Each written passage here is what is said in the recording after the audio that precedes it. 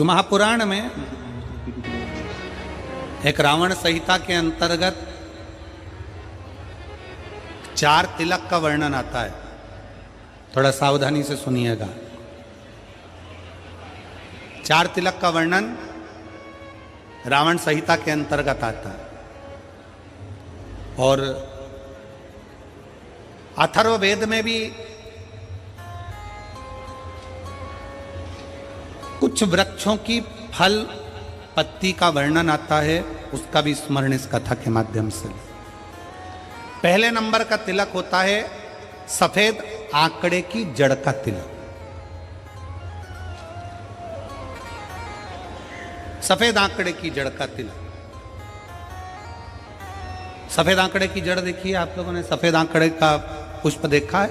हम आस्था चैनल वालों से भी निवेदन करेंगे कि कथा में जिस तिलक का वर्णन किया जाए उसके पौधे का दर्शन भी कराएं, जिससे लोगों को मार्गदर्शन मिले कि कौन सा पौधा बोला जा रहा है। सफेद आंकड़े की जड़ का तिलक।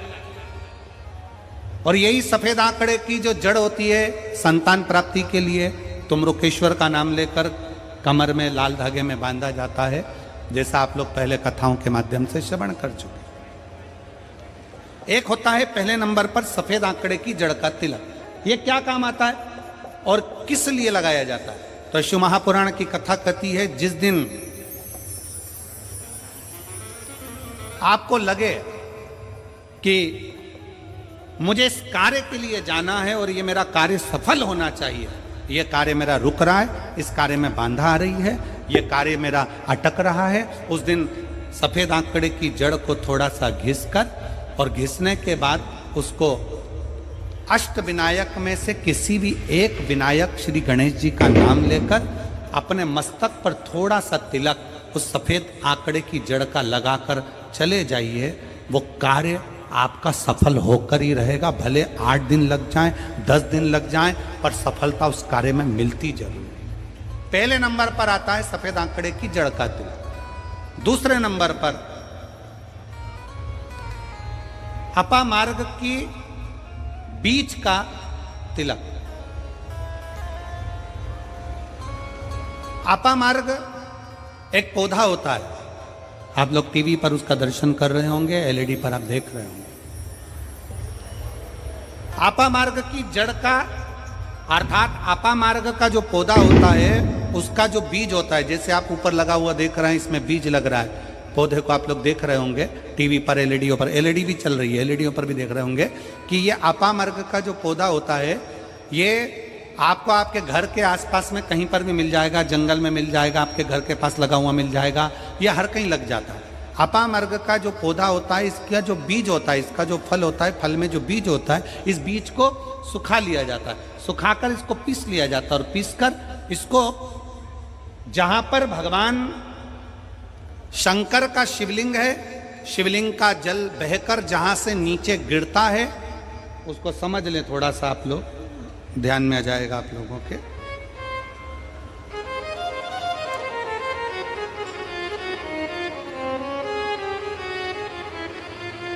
इधर देखिए, शिवलिंग की ओर ध्यान देंगे। यहां जो व्यासपीठ के सम्मुख में शिवलिंग बना है, यह शिवलिंग, और शिवलिंग के सामने से जो जल बहकर जो जल नीचे की ओर आ रहा है, शिवलिंग के सामने से जल बहकर जो नीचे की ओर आता है, ये जो भाग होता है, इस भाग पर अपामार्ग का जो बीज होता है सूखा हुआ, जिसको आपने पीसा है, उसको यहाँ लगा दिया जाता है। उसी को वापिस लेकर आया जाता है और उस बीज का जो चंदन होता है, जिसको अपन पानी में मिलाकर सिर पर लगाते हैं, कोई व्यक्ति आपका अगर धन लेकर चले गया, कोई व्यक्ति आपकी संपदा लेकर चले गया, कोई कार्य आपका बहुत दिन से कोर्ट में, अदालत में चल रहा है, लगभग 1 महीना इसका तिलक लगाना चालू कर दीजिए। दूसरे महीने में आपका धन आपके घर पर जरूर आएगा और आपका कार्य पूर्ण जरूर होगा। अपामार्ग का बीज का चंदन तिलक। अपामार्ग का तिलक हमें सुख प्रदान करता है। तीसरे नंबर पर होता है दुर्वा। क्या बोलते हैं इधर छत्तीसगढ़ में? दुर्वा बोलते हैं कि घास बोलते हैं? जो गणेश जी को चढ़ाते हैं दुर्वा, दुर्बी, ठीक है। टीवी पर आप लोग देख रहे हैं, दर्शन कर रहे होंगे, दुर्वा, दुर्बी, जिसको छत्तीसगढ़ में दुर्बी कहते हैं, दुर्वा कहते हैं, जो गणेश जी को चढ़ता है, दुर्वा। अब आप सबको स्मरण में तो होगा कि दुर्वा कहाँ से प्रकट हुई है। तो शिव महापुराण की कथा में विष्णु पुराण को अगर हम अध्ययन करें तो विष्णु पुराण का स्मरण करेंगे या कूर्म पुराण को पढ़ेंगे तो उसमें मिलेगा कि भगवान जब सुमेरु पर्वत को मंथन के लिए रखा गया था, तब वो पर्वत नीचे दबता जा रहा था, तब कच्छप भगवान अपनी पीठ पर उस पर्वत को धारण करे थे। कच्छप भगवान जब पीठ पर धारण करे तो समझ लो भगवान नारायण की जंघा पर ही वो पर्वत रखा हुआ था, जिसको घर्षण किया जा रहा था, घर्षण किया था।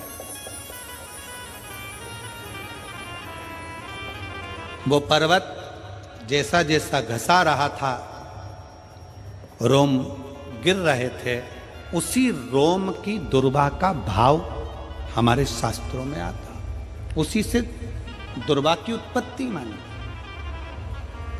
दुर्वा गणेश जी को प्रिय है। और दुर्वा का फल कितना है? दुर्वा का फल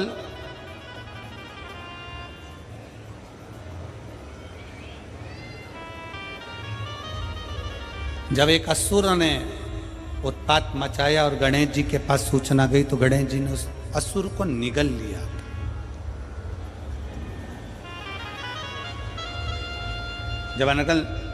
जब देखा अनायास उस असुर की ओर देखा तो भगवान गणेश जी ने उसको निगल कर अपने गर्भ में, अपने पेट में उसको धारण कर लिया। अंदर ज्वाला उत्पन्न हुई। भगवान शंकर ने एक दुर्वा गणेश जी को दी, उन्होंने पाई, अंदर बैठा हुआ असुर समाप्त हो।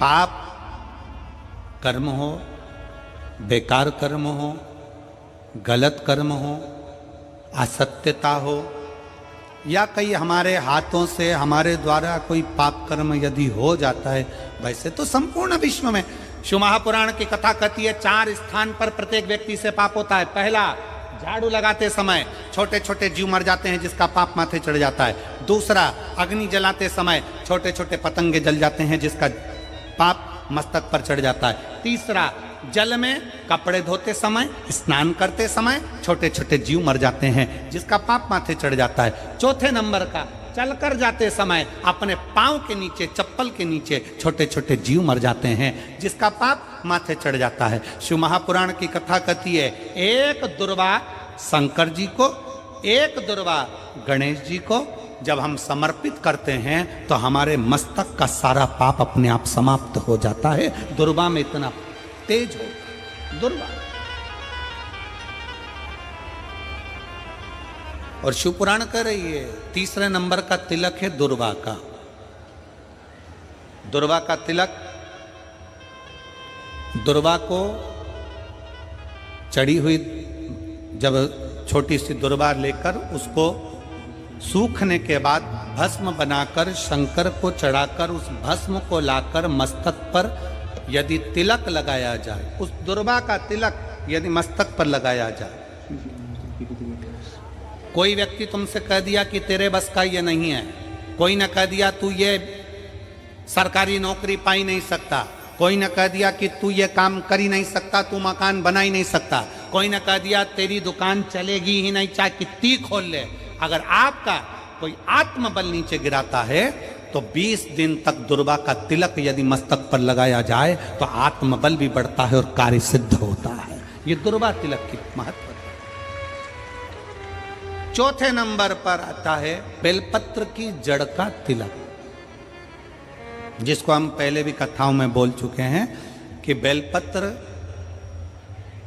कि मिट्टी का भी अगर तिलक लगाया जाए, बेलपत्र के नीचे की मिट्टी का भी अगर तिलक लगाया जाए तो वो भी फल देता है। तो बेलपत्र की जड़ का तिलक तो बहुत मूल है।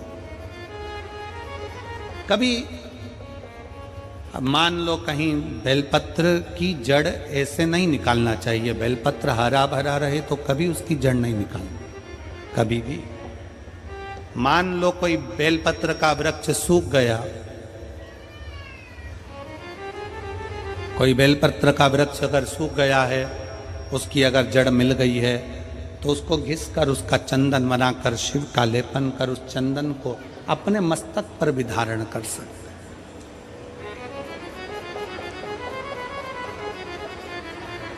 क्या होगा उससे? तो कहा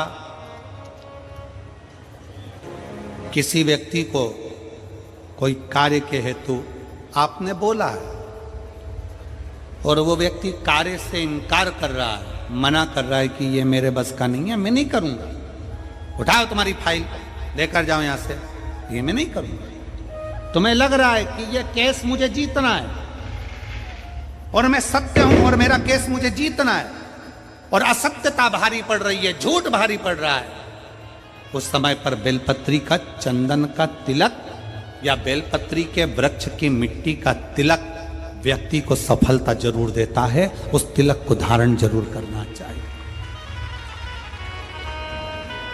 उस तिलक को जरूर धारण। बेलपत्र का तिलक, बेलपत्र की मिट्टी का तिलक, बेलपत्र के वृक्ष के नीचे बैठकर करा गया भजन, बेलपत्र के वृक्ष के नीचे बैठकर करी गई साधना, बेलपत्र के वृक्ष के नीचे बैठकर करी गई आराधना हमें फल प्रदान करती है। और मैं संपूर्ण देशवासियों को इसके लिए बहुत बहुत साधुवाद देता हूँ, बहुत बहुत बधाई देता हूँ कि जब वृक्षारोपण कराया जाता है बिठले सेवा समिति द्वारा, सारे शिव भक्त अपने अपने क्षेत्र में बेलपत्री का पौधा लगाते हैं और बेलपत्री के वृक्ष को बड़ा करते हैं। उसके लिए आपको साधुता देते हैं। साधु अपने जीते जी अपने जीवन काल में प्रयास जरूर करो कि बेलपत्री का पौधा जरूर लगाया जाए, क्योंकि जब हम भोले बाबा के भगवान शंकर के चरणों में जाएं तो शिव कृपा करें, शिव करुणा करें। कहते हैं शंकर की कथा, शिव महापुराण की कथा क्या दे सकती है? तो जैसे शिव महापुराण की कथा के लिए वर्णन किया जाता है कि जैसे माता जानकी जी राम जी के पास में सिंहासन पर बैठी हैं,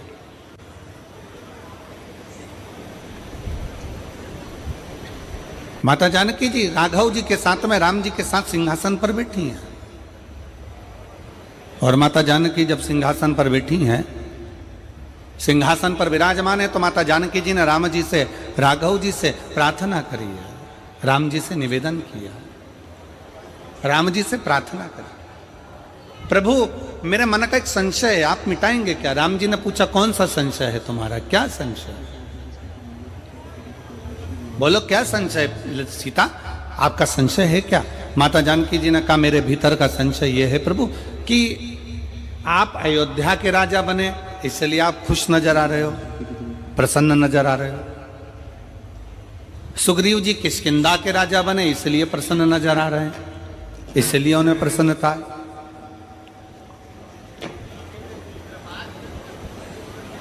सुग्रीव जी किष्किंधा के राजा बने हैं इसलिए उनमें प्रसन्नता है, उसमें आनंदता है। और महाराज जी विभीषण को लंका का राज्य मिला इसलिए विभीषण की प्रसन्नता है। पर एक बात समझ में नहीं आती कि ये हनुमान जी को कहां का राज्य मिल गया जो हनुमान इतने नाच रहे हैं? हनुमान जी को कहां का राज्य प्राप्त हो गया जो हनुमान इतने प्रसन्न हो रहे हैं, इतने खुश हो रहे हैं? आखिर ऐसा हुआ क्या? तब भगवान राम जी ने कहा सीता तुम कहती तो सत्य हो, जानकी जी तुम बोल तो सत्य रही हो कि मुझे अवध का राज्य मिला इसलिए मैं प्रसन्न हूं, सुग्रीव किष्किंधा के राजा बन गए इसलिए प्रसन्न है, विभीषण लंका के राजा बन गए इसलिए प्रसन्न है, केवट निषादों का राजा बन गया इसलिए प्रसन्न है, पर हनुमान क्यों प्रसन्न है ये समझ में नहीं आता। तब श्री हनुमान जी महाराज को राम जी ने बुलाया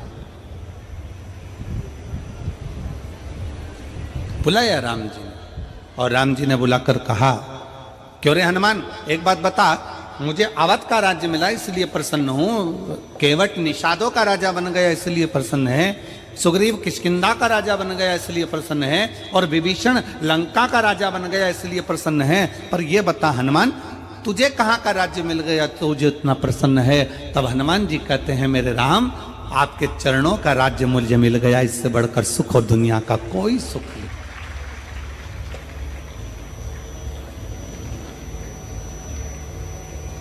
केवल आपके चरणों का जो राज्य मिला है, आपके चरणों का जो सुख मिला है, इसके आगे सारे सुख ठीक हैं।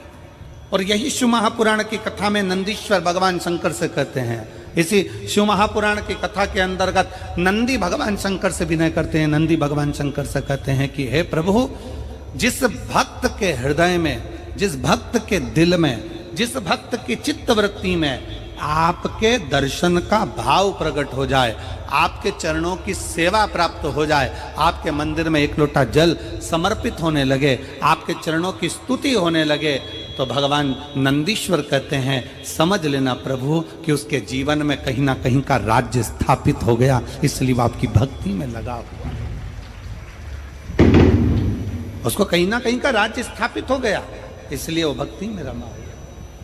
और मैंने तेरे ही भरोसे बाबा, तेरे ही भरोसे हवा बिच उड़ती जावांगी, बाबा डोर हथो छड़ी ना मैं कटी जावांगी।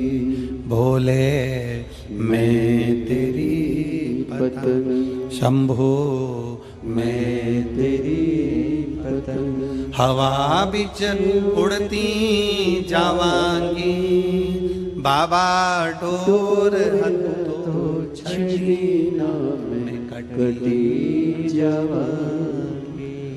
कहीं ना कहीं का राज्य जब हम शंकर के मंदिर में जाना प्रारंभ कर दें, शिव जी को एक लोटा जल चढ़ाना प्रारंभ कर दें, शंकर की स्तुति करना प्रारंभ कर दें, शंकर की कथा तक हम पहुंचना प्रारंभ कर दें, जिस दिन हम भगवान शिव की शरणागति में पहुंचना प्रारंभ कर दें, अपने नज़दीक में, अपने घर के पास में जब एक लोटा जल चढ़ाना प्रारंभ कर दें, समझ लेना कि शंकर भगवान ने आपका और हमारा हाथ पकड़ लिया और कहीं ना कहीं का राज्य हमें बाबा देते जरूर है, देते। बोल बम का नारा है, इतना धीमा बोलोगे तो कल्याण तुम्हारा है, जरा अच्छे से तो बोलो। बोल बम का नारा है, सारी समस्या का हल एक लोटा जल, शिव को समर्पित, शंकर को समर्पित।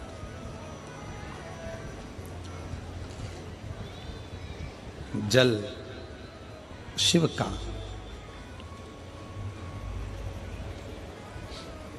भगवान शंकर को समर्पित जल कभी निष्फल गया ही नहीं, कभी नहीं गया।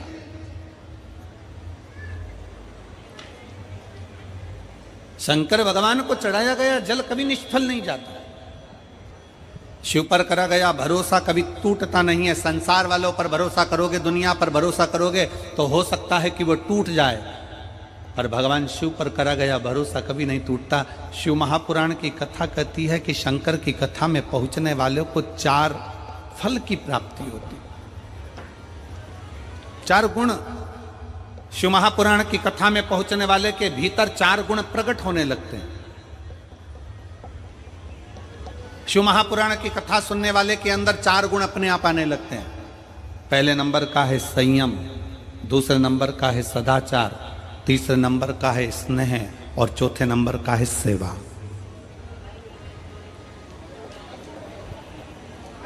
शिव की कथा श्रवण करने वाले के भीतर ये 4 गुण अपने आप आने लगते हैं। पहले नंबर का संयम, प्रथम नंबर पर आ जाता है संयम। संयम धारण करना मतलब यहां जितने कथा को श्रवण करने वाले बैठे हुए हैं, जितने कथा को सुनने के लिए बैठे हुए हैं, ये 1 2 3 4 पंडाल, पीछे का पंडाल जो भरा पड़ा हुआ है, ये जो बैठे हैं इनके भीतर संयम है। जल भी उतना ग्रहण करते हैं जितना लेना है, भोजन उतना ग्रहण करते हैं जितना लेना है, पानी उतना पिएंगे कि कहीं बार बार जाना ना पड़ जाए, कहीं वॉशरूम की ओर जाना ना पड़ जाए, कहीं बाहर जाना ना पड़ जाए, इसलिए जल भी उतना पिएंगे। कितना संयम? सुबह 8 बजे से 7 बजे से 9 बजे से जगह संभाल कर बैठते हैं, तब जाकर दोपहर में 2 बजे से 5 बजे तक कथा श्रवण कर पाते हैं। एक जैसा एक आसन लगाकर एक जैसा बैठना ये बड़ी बड़ी कठिन बात है। लोग कहते हैं कि वो संत हैं, साधु हैं, सन्यासी हैं, तपस्वी हैं, साधक हैं, उपासक हैं। शिव महापुराण की कथा कहती है कि शंकर की कथा सुनने वाला किसी साधु और सन्यासी से कम नहीं होता, उसका संयम बड़ा प्रबल होता है।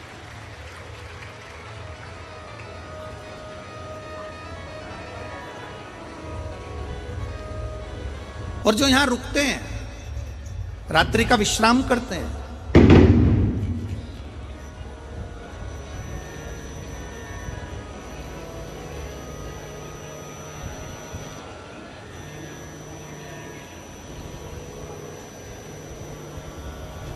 जो शिव भक्त यहां रुक रहे हैं, जो रात्रि का विश्राम करते हैं, जो शंकर जी के भक्त भगवान शंकर की अविरल कथा को श्रवण करते हुए रात्रि का विश्राम करते हैं।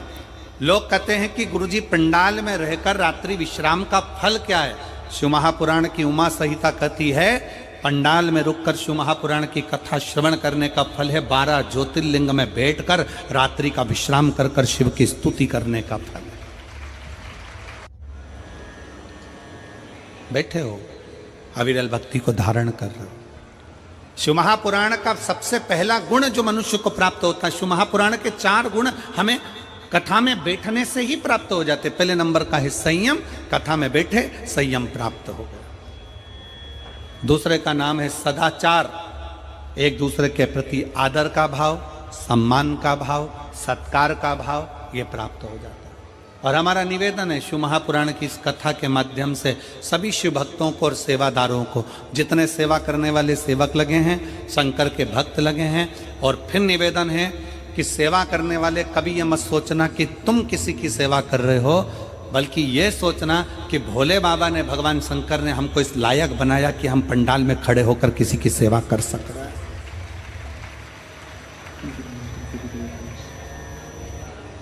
बल्कि भगवान को धन्यवाद देना कि हमको इस लायक बनाया कि हमको सेवा करने का मौका मिला।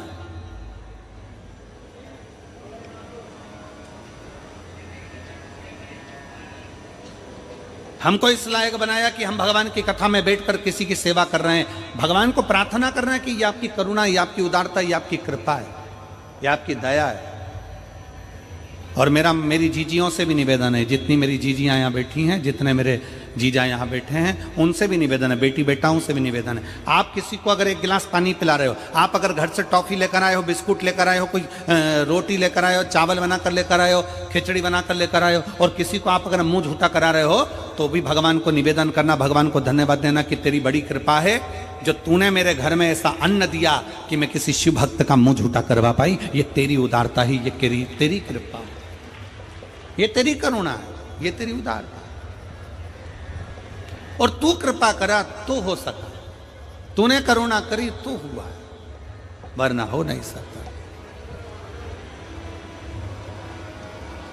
और मेरे भोले तेरा सहारा है, मेरे भोले तेरा सहारा है, मेरी नैया का तो किनारा है, मेरी नैया का तो किनारा।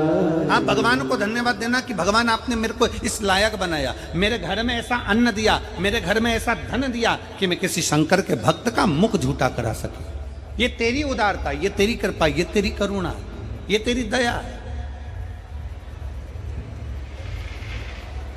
और तीसरे नंबर पर है स्नेह।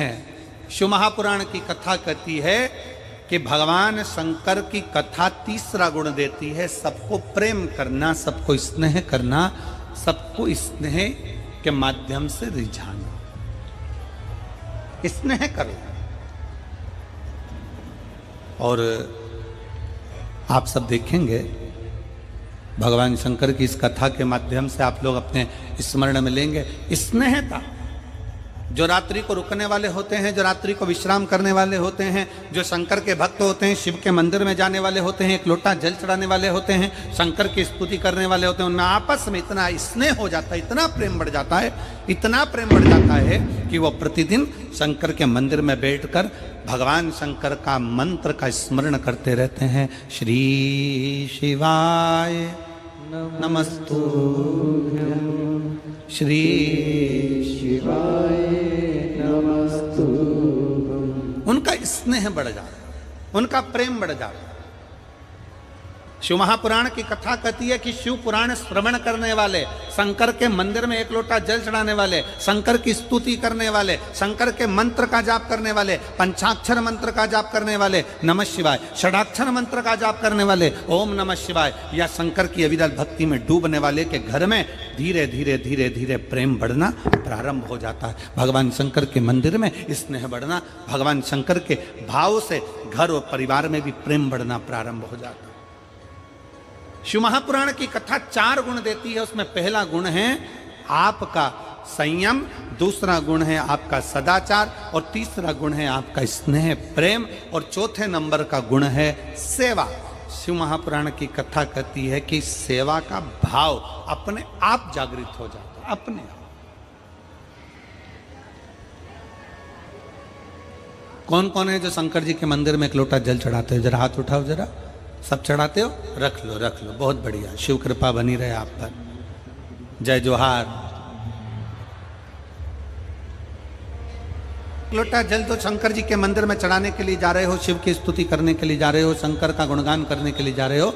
सेवा का भाव अपने आप बढ़ता चले जाता, सेवा का भाव अपने आप प्रकट होता चले जाता।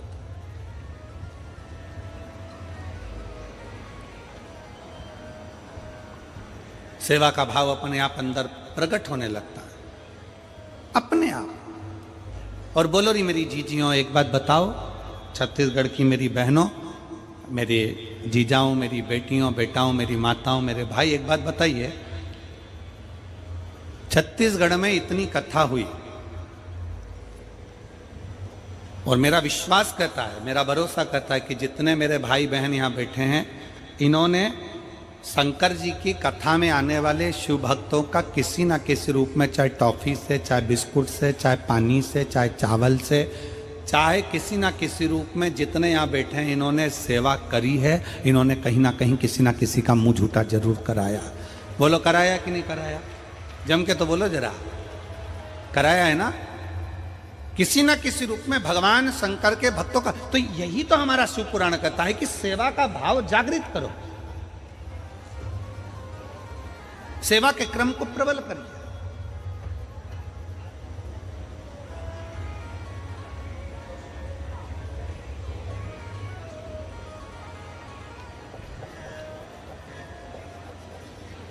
और शिव महापुराण की कथा 4 चीजों में सर्वप्रथम अगर संयम दे रही है तो चौथे नंबर पर चौथा गुण है सेवा भी दे रही है, सेवा।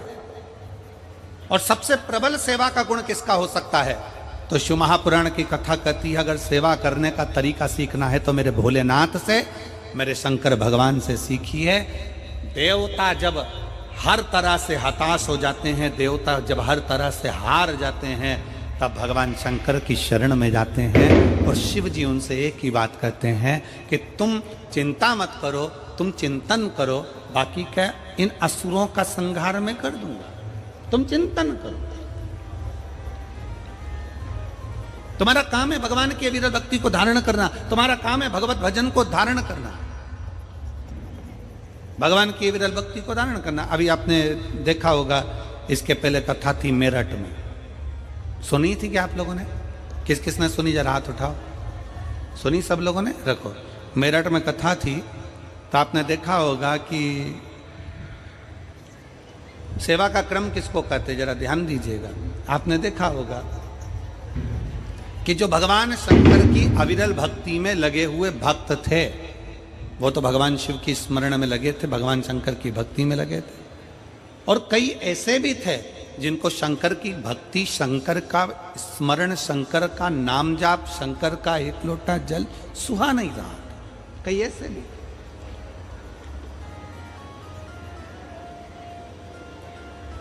पर दुनिया के लोग समझते हैं कि शंकर जी तो एकदम भोले हैं, शिव तो कुछ जानते ही नहीं है, शंकर तो अड़भंग है। मेरा निवेदन है, शंकर को बिल्कुल भोला भी ना समझो, अड़भंग भी ना समझो। शंकर को अगर समझने के लिए चाहिए तो शिव महापुराण की कथा कहती है, जैसे शंकर भगवान के 3 नेत्र हैं, शिव महापुराण की कथा कहती है शंकर को समझने के लिए तुम्हारा भी एक ज्ञान का नेत्र खोलना पड़ेगा, तब शिव को पहचान पाओगे। भीतर का ज्ञान का नेत्र तुम्हें खोलना पड़ेगा, तब तुम शंकर को जान पाओगे। शिव को पहचानना साधारण नहीं। मेरे भोले बाबा को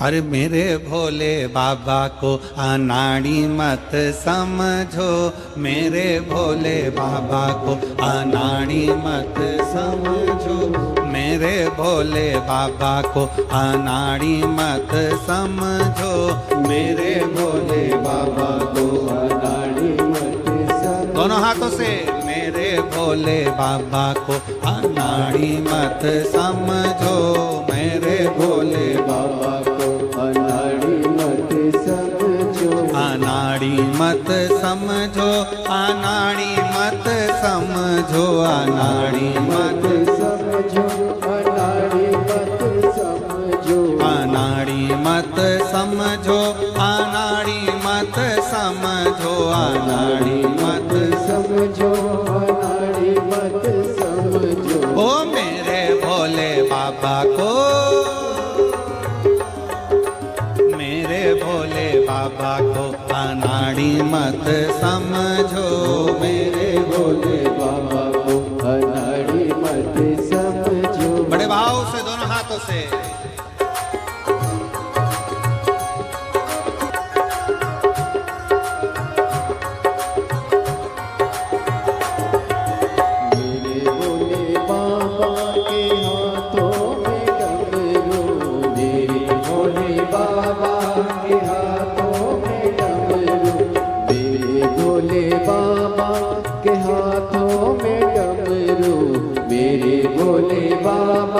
के हाथों में डमरू, डमरू को देख के मदारी मत समझो, डमरू को देख के मदारी मत समझो, मेरे भोले बाबा को अनाड़ी मत समझो, मेरे भोले बाबा को अनाड़ी मत समझो, अनाड़ी मत समझो, अनाड़ी मत समझो, अनाड़ी मत समझो, अनाड़ी मत समझो, मेरे भोले बाबा को। ओ मेरे भोले बाबा को अनाड़ी मत समझो, मेरे भोले बाबा को अनाड़ी मत समझो, मेरे बाबा को अनाड़ी मत समझो।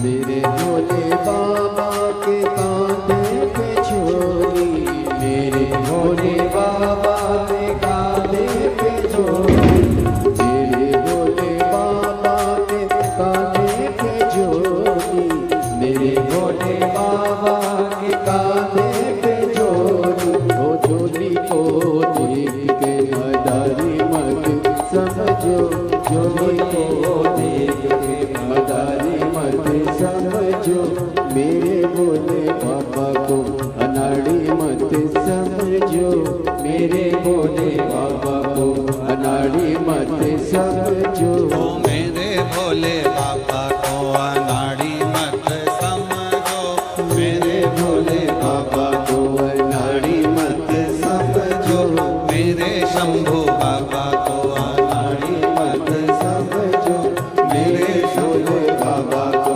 अनाड़ी मत समझो। हर महादेव।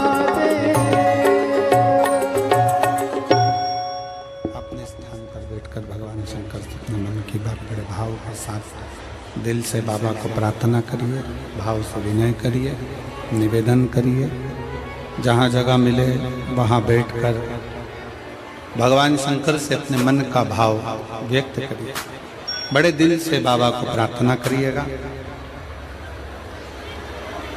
मौका मिला है रायपुर की इस पवित्र धरा पर बैठकर बाबा से प्रार्थना करने का। जहाँ जगह मिले वहाँ बैठकर बाबा को विनय करिए, निवेदन करिए। हम तो यहाँ तक कार्यकर्ताओं से भी कहेंगे कि बार बार ऐसा मौका नहीं मिलता कि आपको भी बाबा से प्रार्थना करने का मौका मिले। इसलिए कार्यकर्ता भी जहाँ जगह मिल जाए वहाँ बैठकर स्तुति अवश्य करें और बाबा से प्रार्थना करें और अपने दिल का भाव बाबा से अवश्य करें, निवेदन करें। जब 5 बार श्री शिवाय नमस्तुभ्यम पूर्ण हो जाए, बाबा से दुख काटने का वर्णन कर दो। उसके बाद 2 क्षण अपने मन की बात बाबा से अवश्य कहो। इसी स्तुति को करने के लिए संपूर्ण विश्व के लोग शिव महापुराण की कथा में पहुंचते हैं और लोग अपने घर पर बैठकर टीवी चैनल के माध्यम से, फेसबुक यूट्यूब के माध्यम से भी स्तुति करते हैं। बड़े भाव से आप और हम बाबा से प्रार्थना करेंगे। जिसको आता है वो साथ में बोलेंगे। आपकी आवाज़ हम तक और हमारी और आपकी आवाज़ शिव तक पहुँचे। भाव से प्रणाम करें।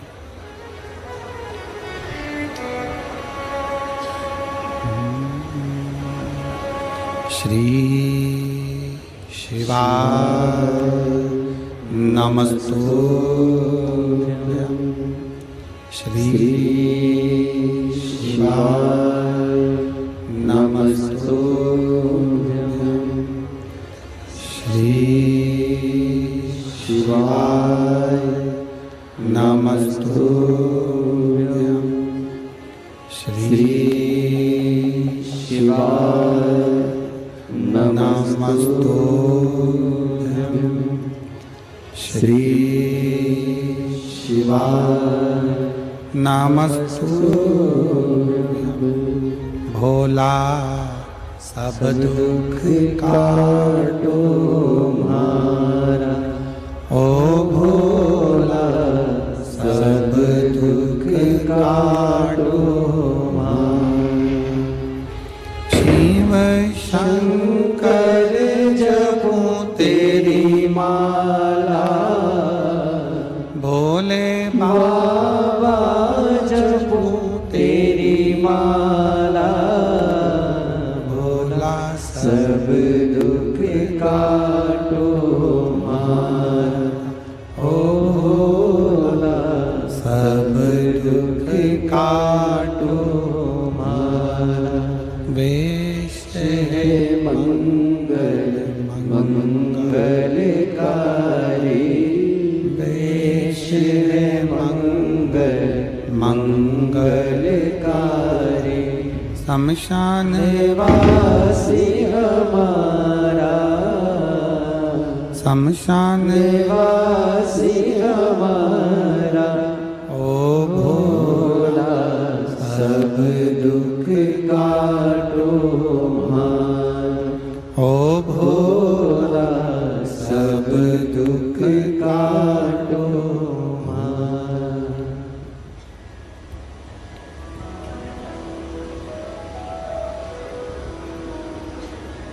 भगवान देवादिदेव महादेव शिव की कथा कह रही है। भगवान शंकर का पवित्र चरित्र कह रहा है। शिव महापुराण की कथा वर्णन कर रही है। शिव महापुराण की कथा श्रवण करने वाले को 4 गुण परमात्मा दे देता है। मेरे बाबा भोलेनाथ दे देते हैं। पहले नंबर पर है संयम, दूसरे नंबर पर है सदाचार, तीसरे नंबर पर है स्नेह और चौथे नंबर पर है सेवा।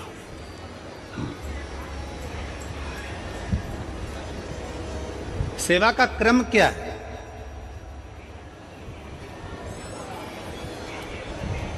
शिव महापुराण के चौथे नंबर पर है सेवा। सेवा का क्रम क्या है?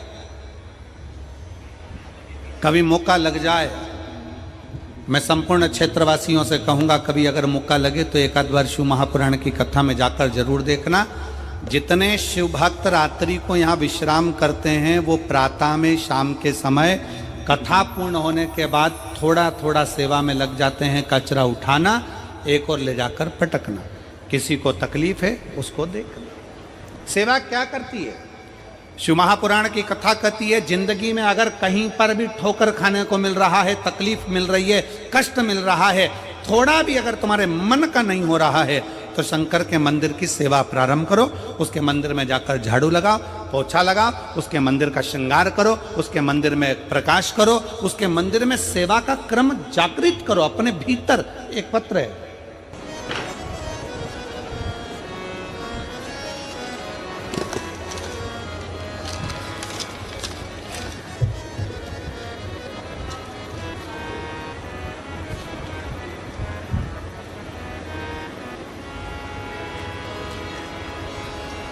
गुरुजी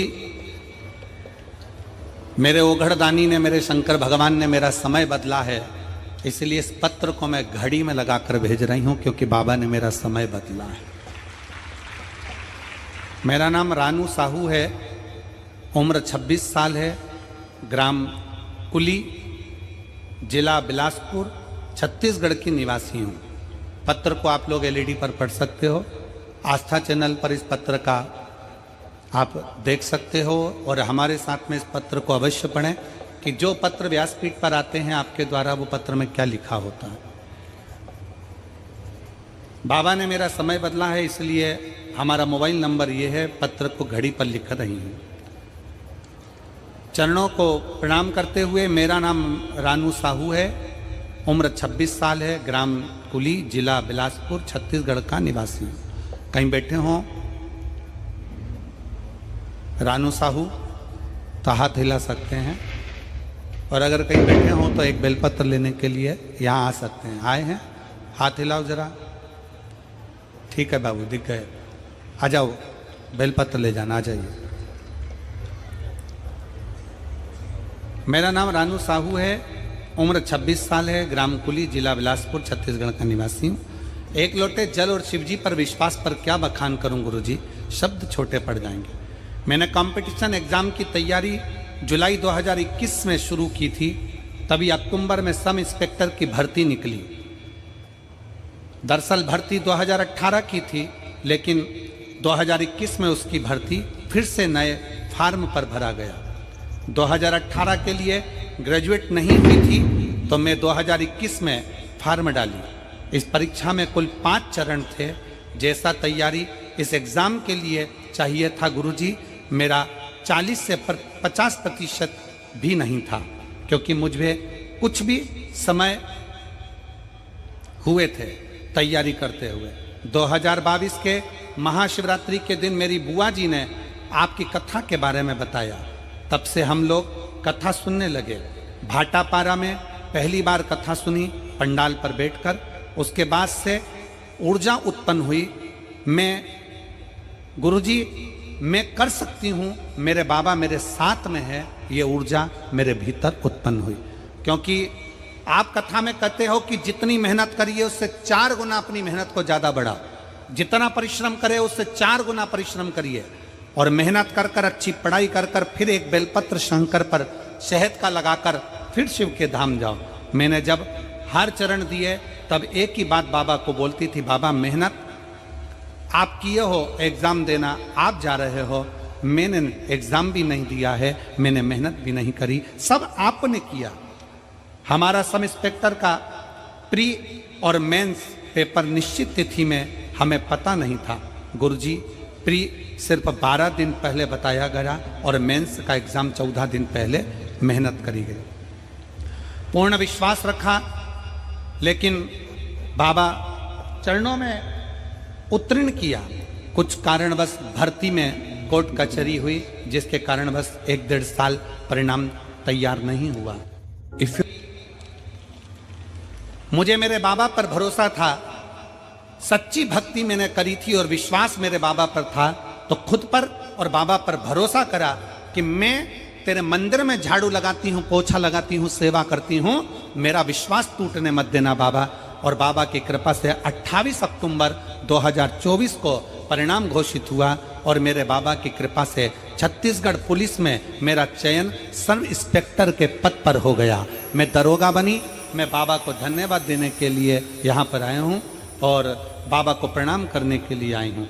शिव तत्व की प्राप्ति इसी को कहते हैं। भगवान शंकर की अविरल भक्ति इसको ही कहते हैं। एक पत्र और है, बड़ा सुंदर है। अविनाश उपाध्याय, पत्र को आप लोग एलईडी के माध्यम से, मेरा नाम अविनाश उपाध्याय, पता सनाप Manoj Kumar Upadhyay, B 122 PIL colony, Kot Dabri, Champa, Janjgir Champa, Chhattisgarh से हूं। मेरा मोबाइल नंबर ये है। कहीं बैठे हों तो हाथ हिला सकते हैं। अगर कहीं बैठे हों तो हाथ हिला सकते हैं। Avinash Upadhyay, Manoj Kumar Upadhyay, B 122 PIL colony, Kota Dabri Champa, Janjgir Champa, Chhattisgarh. मेरा मोबाइल नंबर यह है। मैं पत्र के भगवान शिव के प्रति आपकी कृतज्ञता को व्यक्त करता हूं, जिसकी कृपा से मैं UPSC संयुक्त भूवैज्ञानिक परीक्षा 2023 में बाबा की कृपा से सफल हुआ हूं। मैं बाबा को प्रणाम करता हूं। कई प्रयासों के बाद भी मैं केवल 1 या 2 अंकों के कारण UPSC परीक्षा उत्तीर्ण नहीं कर पा रहा था। तब मेरी माता जी ने मुझे सलाह दी कि महाराज जी के कहने अनुसार तो शिवलिंग पर 1 लोटा जल समर्पित कर और भगवान के मंदिर की झाड़ू पोछा कर। भगवान शिव की आस्था में जुड़ गया, पर इतना विश्वास नहीं था। शुरुआत में मैंने इसे गंभीरता से नहीं लिया, लेकिन माता जी की बात मानते हुए मैंने शिवलिंग पर जल अर्पित करना और भगवान शिव की पूजन आरंभ की। इसके बाद मैंने अपने दैनिक जीवन में सकारात्मकता का बदलाव महसूस किया और उन्हीं के आशीर्वाद से मैंने इस बार परीक्षा में सफलता प्राप्त कर ली और अखिल भारतीय रैंक 150 पर हासिल की है। मैं बाबा को यहाँ प्रणाम करने आया हूँ कि UPSC परीक्षा में मुझे निकाल दी। शिव तत्व की प्राप्ति इसी को कहते हैं। अगर कहीं बैठे हैं उपाध्याय जी, कहीं आए हो अविनाशी उपाध्याय, तो एक बेलपत्र लेने के लिए आप आ सकते हैं। इसी को शिव भक्ति कहते हैं। आपका विश्वास कितना, आपका भरोसा कितना, आपकी दृढ़ता कितनी है। ये UPSC परीक्षा पास करने वाले बच्चे ने लिखा है कि 2 अगस्त 2023 को मैंने अपनी मां के मुंह से सुना था कि कहीं कथा के पंडाल में बैठकर अगर मांगा जाता है तो बाबा देता जरूर है। मेरी मां ने कहा, उसी समय पर तिल्दा में कथा चल रही थी और हम तिल्दा गए और तिल्दा में जाकर कथा श्रवण करी पंडाल में। मुझे उम्मीद नहीं थी कि मेरा बाबा मुझे UPSC परीक्षा से निकाल देगा, मुझे UPSC परीक्षा में उत्तीर्ण कर देगा। मुझे विश्वास नहीं था, पर खाली ना जाता कोई दर से तुम्हारे, खाली न जाता कोई दर से तुम्हारे, मैं भी खड़ी हूँ नंदी बाएं पसारे, अपने हृदय से लगा लो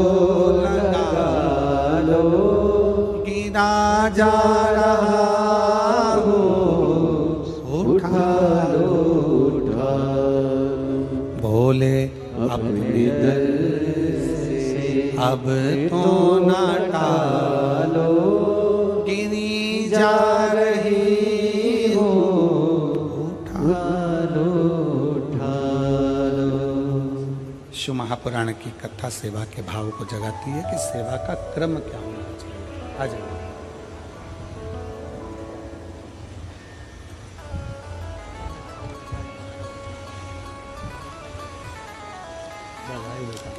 किसका जॉब लगा है? किसका? रोते नहीं, अब तो खुश हो जा। अब तो सब इंस्पेक्टर बन गई, अब क्या रोना है? अब तो खुश। एक बार बेटी के लिए जोरदार ताली बजाओ। ये घड़ी बाबा को तूने दी है ना, ये घड़ी बाबा तुझे देता है अच्छे समय के लिए।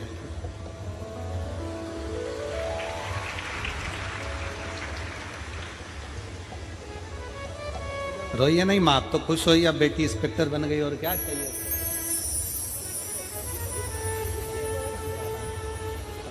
पति के लिए ठीक है? श्री बधाई बेटा, आपको बहुत बहुत अच्छा कार्य करे और अपने जीवन को सफल। एक बार बेटी के लिए जोरदार ताली बजाओ जो इंस्पेक्टर पद पर नियुक्त हुई है। बाबा की कृपा, शिव भक्ति इस बेटी के लिए जोरदार ताली छत्तीसगढ़ वालों, बहुत जोरदार। साधु, आपका विश्वास, आपका भरोसा, आपकी दृढ़ता आपको शिव के करीब तो ले जाती ही है। और फिर निवेदन है इस व्यासपीठ से, कभी यह मत सोचो। इस बेटी ने अपने पत्र में एक बात लिखी, सियोर वाला महाराज कहता है कि अपनी मेहनत को 4 गुना बढ़ाना है। जितना पढ़ते हो उससे पढ़ाई को भी 4 गुना बढ़ाना है। और फिर जब एग्जाम के लिए जाओ तब शहद की बेलपत्र चढ़ाना है तो बाबा साथ चलकर जाता है, साथ।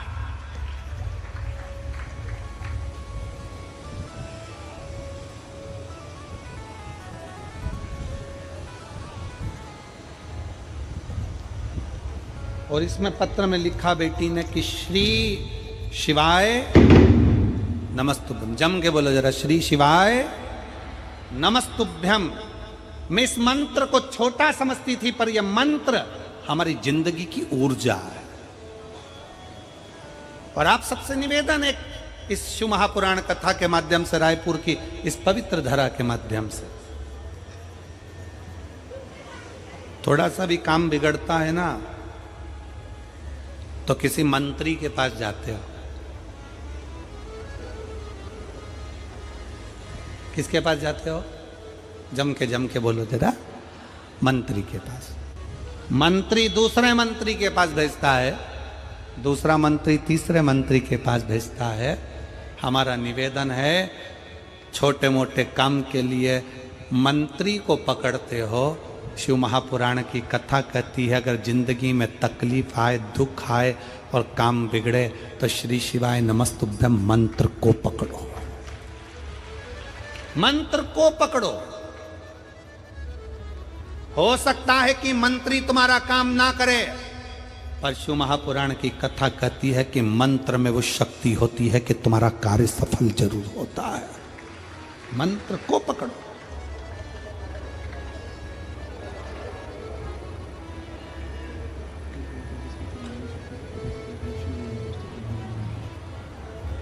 जो सुख कहीं नहीं, वो सारा सुख परमात्मा के मंत्र में, परमात्मा की भक्ति में, परमात्मा की नाम उच्चारण में है।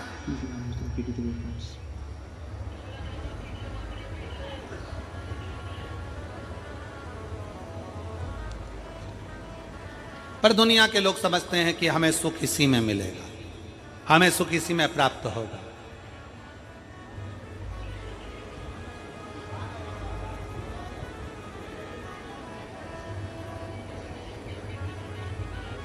जितना मेरा निवेदन है आप सबसे, सारे शिव भक्तों से, शंकर के अविरल भक्तों से निवेदन है, मंत्री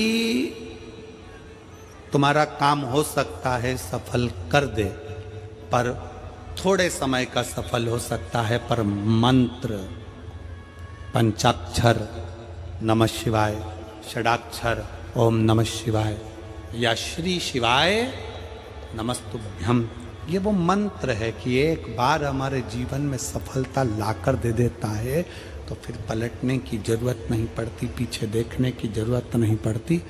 व्यक्ति आगे ही बढ़ता चले जाता है, उन्नति की सीढ़ी पर ही चढ़ता चले जाता है।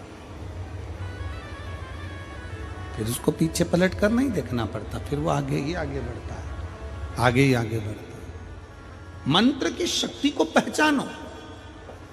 मंत्र की शक्ति क्या कहती है? एक पत्र है,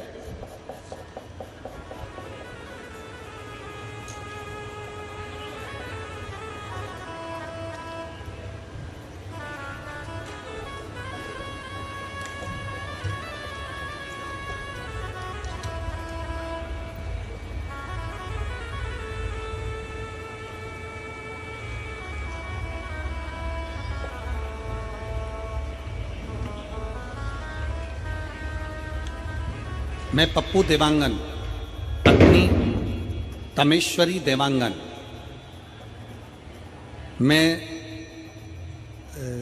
पत्र को आप लोग जरा पढ़ लेना, थोड़ा बहुत शब्दों का हेर फेर हम लोगों को समझ में ना आए हो सकता। मैं पप्पू देवांगन, पत्नी तमेश्वरी देवांगन। कहीं बैठी हो तो हाथ हिला सकती हैं। आप ही हैं? वापिस हाथ हिलाइए एक बार। आ जाइए, आ जाओ, एक बिलपत्र ले जाना। मैं पप्पू देवांगन, पत्नी परमेश्वरी देवांगन, मैं सड्डू रायपुर की निवासी हूँ। मेरा मोबाइल नंबर ये है। मैं एक लोटा जल का क्या वर्णन करूँ गुरुजी। मेरी शादी को कई साल निकल गए। 1 साल, 2 साल, 3 साल, 4 साल तक हमने इंतजार करा। 5 साल संतान के लिए इंतजार करा। 6 साल इंतजार करा। करते करते 8 साल निकल गए, 9 साल निकल गए, 10 साल निकल गए, 11 साल निकल गए, 12 साल निकल गए, 13 साल निकल गए, पर संतान का सुख नहीं हुआ। तब किसी ने कहा कि शिव महापुराण की कथा अगर कुबेरेश्वर बाबा श्रवण कराए तो 5 पंडाल में बैठकर कथा सुनो, बाबा अवश्य देता है। और गुरुदेव, मैं 5 पंडाल कथा श्रवण करने के लिए गई और बाबा से झोली पसार कर मांगती रही, बाबा मुझे संतान देना, बाबा मुझे संतान देना। मैं कोकड़ी भी गई, तिल्दा भी गई, अमलेश्वर भी गई, बाबा से प्रार्थना करती रही। मेरे 5 पंडाल पूरे हुए, बाबा ने मेरा गर्भ दिया। और सहज बहार की कथा में आज मैं यहाँ पर श्री कमल जी देवांगन जी को धन्यवाद देती हूँ कि हम जैसी जीजियों के चेहरे पर आपने खुशियाँ दी है देवांगन जी। और आज मैं बाबा के इस पवित्र प्रांगण में बैठकर बाबा की चरणों में छाती ठोक कर कहती हूँ कि 5 पंडाल में कथा सुनने का फल क्या होता है। मेरे जैसी नारी को 13 साल के बाद बाबा ने संतान दे दी। मैं बाबा को प्रणाम करने के लिए, ये शिव तत्व है, ये शंकर, ये शिव औघड़ी है। आप सब कथा सुनने के लिए आते हो, पर ईमानदारी की बात है, कथा आप सुनते हो, चिंता महादेव को हो जाती है कि आया है तो इसको कुछ ना कुछ देना पड़ेगा, और दिवे बिगड़ दिए में भेज सकता नहीं। चिंता उसको है, टेंशन उसको है।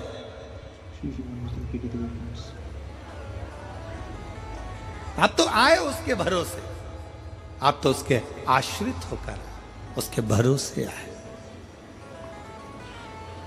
और कृपा की ना होती जो आदत तुम्हारी, तो सुनी रहती अदालत तुम्हारी। गरीबों के दिल में तुम न पाते, तो किस दिल में हो इबादत तुम्हारी, तो किस दिल में हो इबादत तुम्हारी। आप आए हो, लाखों की संख्या में पहुंचे हो, पंडालों में जगह नहीं, आप बैठे हो, कथा का रसतत्व ग्रहण कर रहे हो, सेवादारी सेवा कर रहे हैं, भाव से भगवान शंकर की कथा का रसपान ग्रहण कर रहे हो, तो ये विश्वास मानकर चलना कि तुम तो आकर बैठ गए, पर चिंता किसको? चिंता देवाधिदेव महादेव। टेंशन किसको? देवाधिदेव महादेव। चिंता वो करे, टेंशन वो करे। आ जाओ।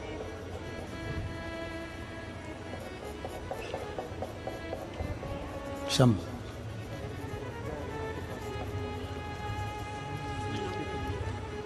आपके बेटे अविनाश उपाध्याय को हमारी ओर से बहुत बहुत बधाई। उनको बोलिएगा शिव तत्व। अच्छा, हैदराबाद में उसकी ज्वाइनिंग हो गई, बधाई उसको बहुत बहुत। एक बार जोरदार ताली बजाएं यूपीएससी क्लियर होने पर, और बच्चे का ज्वाइनिंग हो गया हैदराबाद में। बहुत बहुत साधुवाद। दीदी बोल रही हैं रायपुर जब आप आए थे तो बाबा से विनय करी थी, पंडाल में बैठकर कथा सुनी थी, और बाबा से कहा था बाबा बस ऐसी कृपा कर दो कि सफलता मिले। बाबा ने दी। बधाई आपको बहुत। एक बेटे के लिए शंभु कृपा।